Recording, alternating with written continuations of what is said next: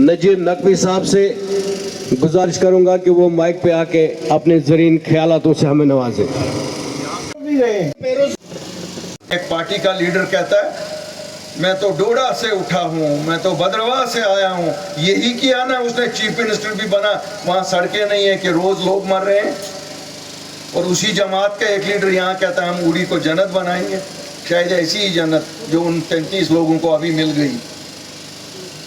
یہ وہی لوگ ہیں جو بہت بڑی بڑی باتیں کرتے ہیں، ہندوستان کے سب سے بڑے عہدوں پہ رہے، لیکن کبھی یاد نہیں رہا جس مٹی سے اٹھے اس مٹی کے لیے تو کچھ نہیں کیا۔ اب ان کو یاد آ گیا ہے کہ ڈوڈا بدرواہ کی ڈیولپمنٹ کریں گے۔ ارے صاحب آپ تو 50 سال ہندوستان کے سب سے بڑے عہدے پہ بھی رہے، اس وقت آپ کو یاد نہیں رہا؟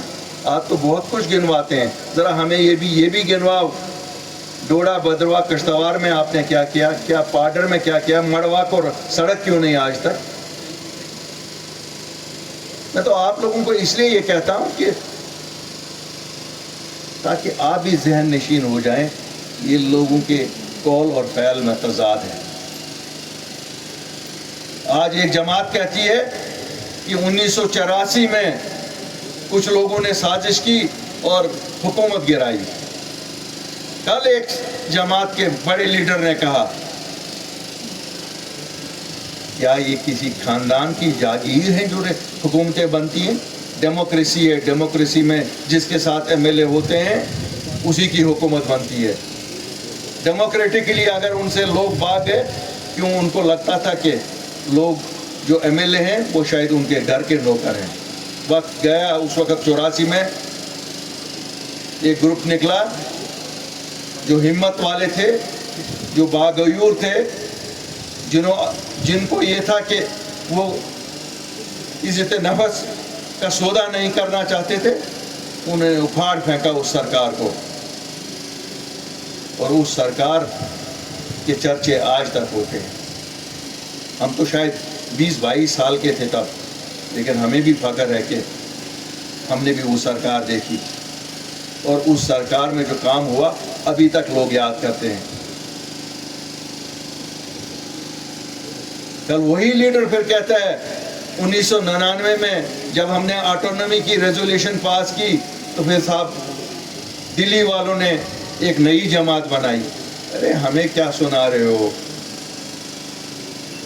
تم تو اسی جماعت کے ساتھ جس جماعت کی تم باتیں کرتے ہو بغل گیر آج کل ہو۔ تم لوگوں کو تو نوالے ہی نہیں نیچے اترتے ہیں گلے سے ایک دوسرے کے بنا، لیکن جب نکتہ چینی کرنے کی بات آتی ہے تو آپ دوسروں پہ نکتہ چینی کرتے ہو۔ ناچ نہ جانے آنگن ٹیڑھا، وہی آٹونومی کا ریزولیشن آپ پاس نہ کروا سکے، لیکن آپ میں غیرت نہیں تھی کہ آپ حکومت چھوڑتے، کیونکہ آپ کی نیت ہی نہیں تھی کبھی آٹونومی یہاں دلی سے نیگوشیٹ کر کے لاتے۔ آپ اگر نیگوشیٹ کرتے تھے نیشنل کانفرنس والوں، آپ اپنی حکومت نیگوشیٹ کرتے تھے۔